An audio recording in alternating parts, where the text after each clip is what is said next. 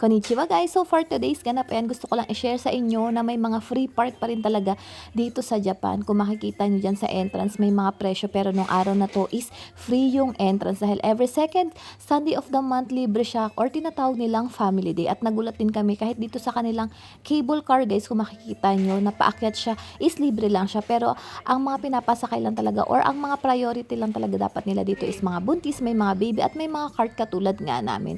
At ayun na nga, nag-arte-arte na yung mag-iina. Ang maganda talaga dito sa Japan is worth it talaga yung mga binabayaran mong tax or nakatanggap mo talaga ang iyong mga benepisyo. So ayan, papunta tayo ngayon sa may snow. Gusto kasi ng mga bata na maglaro ng snow or gumawa ng snowman.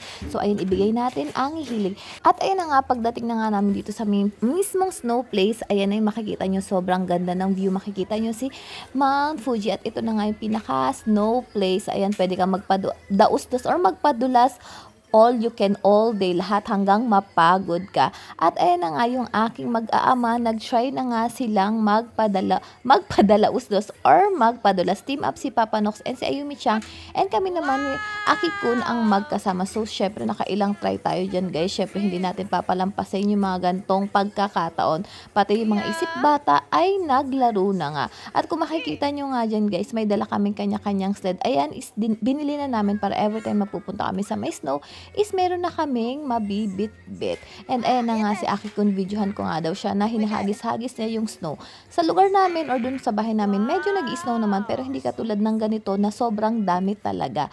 And yung pag-i-snow dun sa may lugar namin is bibihira siya. So ayan na nga, gumagawa ng snowballs ang mga batang maliliit. So ayan, habang naglalaro ka, makikita mo din na maraming nagpapadulas at makikita mo din na lahat is nag-e-enjoy, bata or matanda. So ayan na nga, nakailang padulas na kami ni Aki-kun dyan, kasi ayan talaga din yung gusto kong puntahan dito, yung magpadulas. Yan na nga. And ayan na nga, nandito naman kami sa part na to. Gumagawa na nga ng snowman ang mga bata. Dito talaga sa part na to, pwede gumawa ng snowman kasi mas marami dito yung mga snow. Dito ba nakatumpok yung mga snow, and kadalasan ng mga bata is nandito talaga kasi dun sa padulasan is iba, mataas yung kanyang place. And may nakita nga kami ditong nagparade na mga mascot, siguro mga 6 sila, and meron nga ding mascot ni Mount Fuji-san. Pwede kang lumapit sa kanila para magpa-picture, and ayan na nga, after namin magpa-picture, gumawa na nga uli kami ng snowballs. Malaking tulong yung napamili namin na panggawa ng snowballs kasi nakakabilog talaga siya ng mabilis. At the same time is nag-e-enjoy yung mga bata. So, balak namin punuin to ng snowballs if kakayanin. So, ayun na nga, lahat na ng buong pamilya is nagtulong-tulong para bilog na bilog yung magawa naming snowballs. Yung mga gantong pagkakataon guys, ine-enjoy talaga namin, nag-iisip bata kami, and nilalaro talaga namin mga bata dahil minsan lang to nila ma-experience na kasama kami at minsan lang din tayo magpalaisip bata. And ayun na nga, sa part na to, binidyohan ko nga yung pagbaba ng mga mascot kasi nga may hagdanan. Naku-curious ako kung paano sila bababa kasi 'di ba pag mga mascot limited lang yung makikita.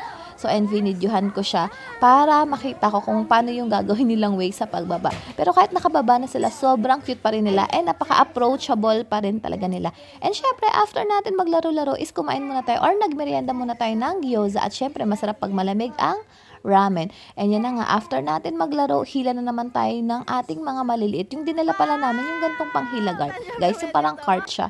Pwede naman siyang gamitin sa mga ganito, sa mga coin, basta hindi ka makakaabala. And kanya-kanya kaming bit-bit dyan mag-aama. And ayun na nga, si Aki-kun, medyo gusto pa niya maglaro, kaya lang pasarado na dahil hanggang 4 PM lang yung Koen or itong park na ito. Dito nga pala kami pumunta guys sa may Kodomo no Kuni. Malapit to sa lugar namin. Siguro mga 30 minutes lang ang biyahe mula sa bahay. And ayan na nga, syempre after natin maglaro, kumain din kami dito sa ating mang inasal dahil miss na namin ang Pinoy food. Buti na lang may malapit dito. Shout out Kuya Jace. Ang sarap na kanilang Fuji inasal at ng kanilang halo-halo. So ayan na muna, kakain muna ang buong pamilya. At ayan na nga, takam na nga dito si Papa Doc sa kanilang halo-halo.